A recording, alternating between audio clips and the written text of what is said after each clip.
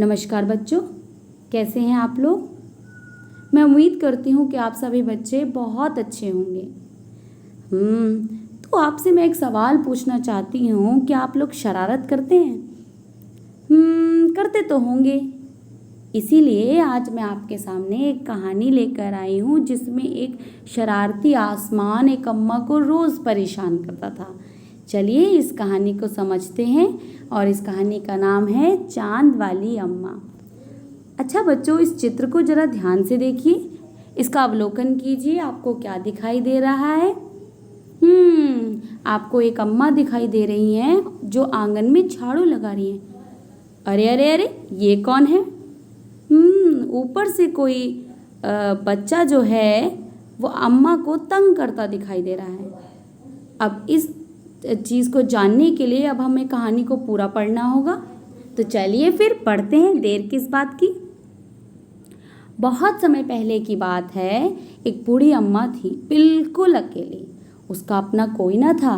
घर का कामकाज उसे खुद ही करना पड़ता। सुबह उठकर कुएं से पानी लाना, खाना बनाना आदि। उसके साथ एक परेशानी थी।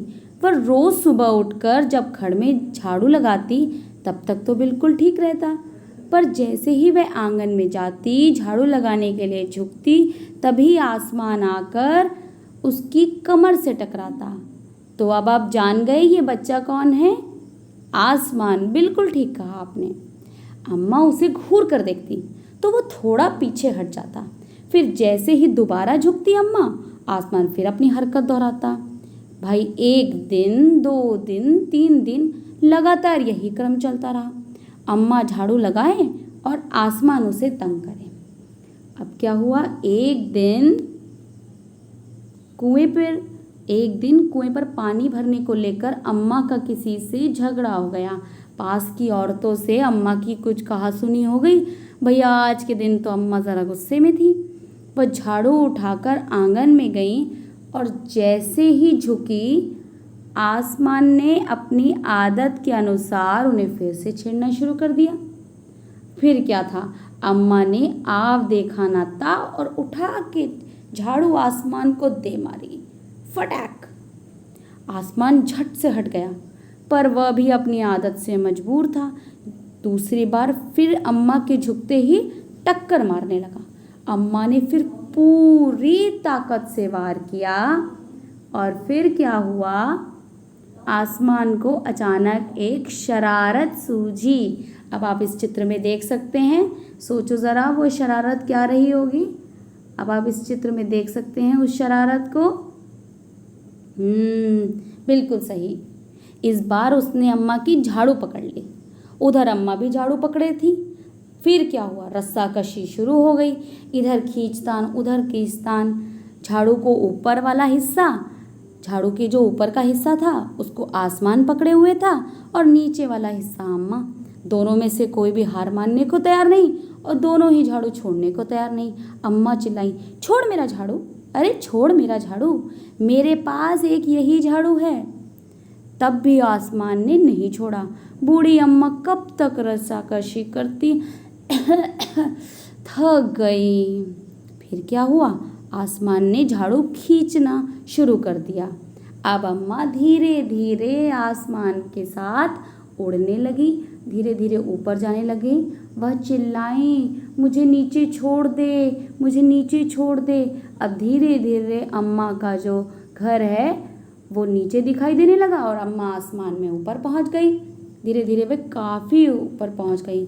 आसमान ने कहा, अम्मा अब मैं तुम्हें नहीं छोड़ूंगा, ले चलूँगा ऊपर, वहीं झाड़ू लगाती रहना। आसमान ने मजाकिया अंदाज में कहा। फिर क्या हुआ, अब आगे क्या हुआ, अब तो अम्मा इतनी ऊपर पहुंच गई कि अम्मा झाड़ू नहीं छोड़ सकती थी, क्योंकि वह बहुत ऊपर पहुंच गई थी। तभी उसे वहाँ चांद दिखा। वो झट से अम्मा ने एक पैर बढ़ाया और चांद पर चढ़ गई, पर झाड़ू नहीं छोड़ी। आसमान को फिर शरारत सूझी। उसको एक आइडिया आ गया, उसको एक शरारत आ गई, क्योंकि भैया हमारा आसमान तो बहुत ही शरारती था। उसने सोचा, अम्मा तो चांद पर चढ़ गई हैं, यदि चांद उसकी मदद करेगा तो भैया मैं तो हार जाऊंगा। इसे मैं यहीं रहने देता हूँ। किसे बाबा?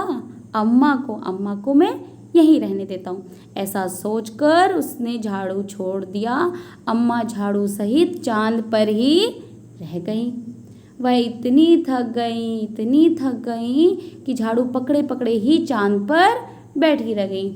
धीरे धीरे आसमान हमारा ऊपर चला गया और उस दिन से आज तक बूढ़ी अम्मा झाड़ू पकड़े चांद पर बैठी हैं। अब सोचो ज़रा कि आप कभी चांद पर आपको आकृति दिखे तो आप समझना, कभी ध्यान से चांद को देखने पर अगर आपको कुछ आकृति दिखाई देने लगे तो आप सोचना वो हमारी चांद वाली अम्मा ही हैं। ठीक है प्यारे बच्चों, तो ये थी सुंदर सी चांद की कहानी। अगली कहानी के लिए हम फिर मिलेंगे। धन्यवाद।